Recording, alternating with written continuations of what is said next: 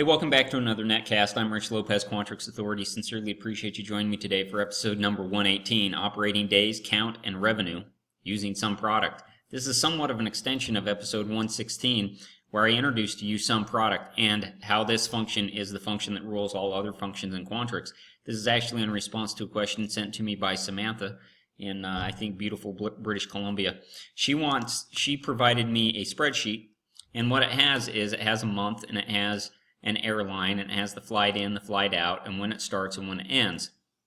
Okay, and there's also a base of where it's located. And then what she wants to do is she wants to be able to put in like ones for the days where this flight operates. Okay, and then what she wants is she wants this then to be kind of in a matrix where she can attach revenue and maybe the count of flights over time. Okay, so this flight would be valid for these days between these two dates, and so on. So how do you do that in Quantrix? Well, you use the Sumproduct function. That's probably the best way that at least I know in the few moments I've spent thinking about this to do it. So let's say I have this flight facts table, and I have these base places for these flights, okay? Oak City, Nauvoo, and Mount Ellen. And these are the start dates for those flights, and the end dates of those flights. And here is the revenue that's associated with each one of those flights. And I have flight ID down here. Well, what I want to do is I want to also create a matrix that lists the days that these flights fly during this time period, okay? And what I mean by days, I mean weekdays. So I have another matrix called the calendar matrix, and it has my bases of Oak City, Nauvoo, and Mount Ellen. And I have days across the top: Monday, Tuesday, Wednesday, Thursday, Friday, Saturday. And what I want to do is I now want to go ahead and create another matrix, and I'm going to call this one, I guess, matrix 2 right now. I'm going to rename it. I'm going to call it flight dates. Okay, I'm going to go ahead and hide that. But on flight dates, I just want to link a bunch of these categories. I want to get rid of category H. I can get rid of category G. And I want to take days down here so it's linked. And I want to take flight ID down here. And I'm actually going to move days up to here. Okay. And now what I do is I say, well, this one's operating on Monday, Wednesday, Friday, and so on. Maybe this one's only on Wednesday, yada, yada, yada. Okay. And if I were to go ahead and add a new flight, it would then add the new flight down here because these categories are linked, and I know that because of I drag and drop them, as well as I can see this little mark here saying they're linked. Okay, so what I want to do now is I want to show this kind of on a calendar here. So I need to add a few more elements to this calendar, and what I'm going to do is I'm going to add a timeline. So I'll go in here and I'll say, I think I can right click on any one of these categories, and I can say timeline, create new. And I want it to start in 2016, and I want it to be for, let's just say, for 3 years right now. Let's just do 2, and I want it by month. So I'm going to click OK, and what happens is I'm going to move month over here, and I got years now here. Okay. I also want to add another category, and I'm just going to call it the metric category. Okay, and I want to add count here. And then I want a date helper.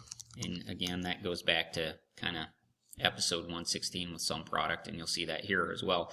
But with date helper, what I want to do is I want to say date helper is equal to timeline date. Okay.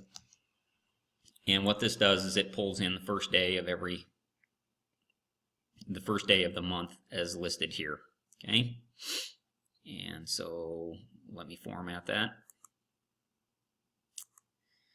Okay, and then what happens is I want to go ahead and I want to get the count here of how many flights there are. So let me go ahead and do that and say count is equal to Sumproduct.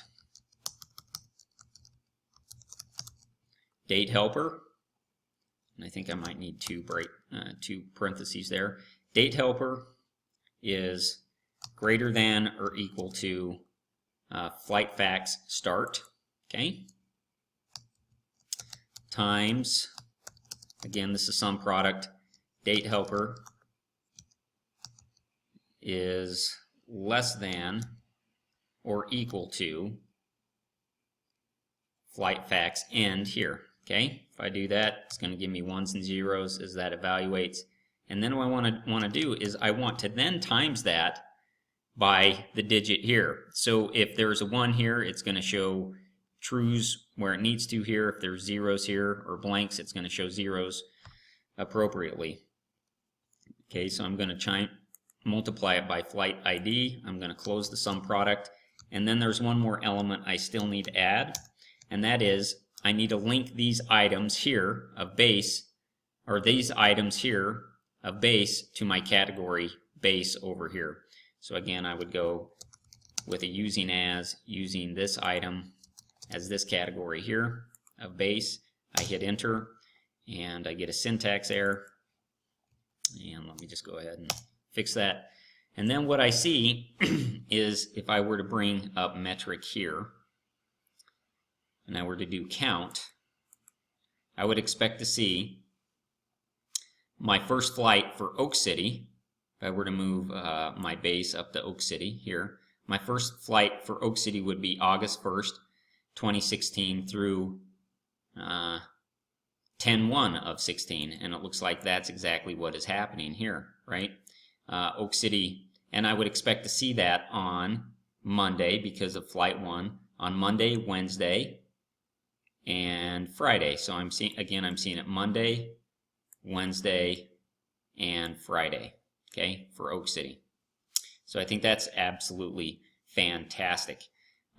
Flight 3, okay, it's also for Oak City, and it is flying on Tuesdays, and it is flying from 8/1 through 7/31 of 17. So again, on Tuesdays, I'm seeing those digits show up here, right? Now, her next question was, and I know that this is going a little bit long, but she wants to know what the revenue is associated with each one of these flights, and you can see I have different revenue values here. Well, this is pretty darn straightforward because all I have to do is I have to add just to my sum product to multiply it by the revenue. So I'll do that really quick here. I go ahead and with my count, I'll go revenue, I'll add another one, and what I'll do is I'll copy this, and you can see that there's this little bug in the latest release of Quantrix that I know I've at least made them aware of that at least 2 different times now, so they ought to be fixing it. But if I go to revenue and I say revenue is equal to that same function, that same formula, but I'm also now going to times this right here. I'm going to times it by the revenue, okay? And once I do that, we would expect to see, again, I'm going to make that bigger.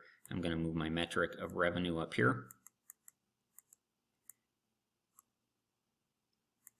I'd expect to see $100 here for Oak City. Okay, I'd expect to see 50 here for this one. And if I were to make this one maybe supplemental, or maybe I were to make this flight 3 operative on Monday, if I hit 1 here, I would expect this to go to 150. And bam, what do you know? It works just beautifully, just the way I would expect it to work using Sumproduct. So Sam, I hope that this is very helpful to you. This really demonstrates the scalability, the power of Quantrix Modeler. It is awesome tool. You mentioned that you were just starting out using Quantrix. I'd encourage you to keep at it, keep trying to learn it.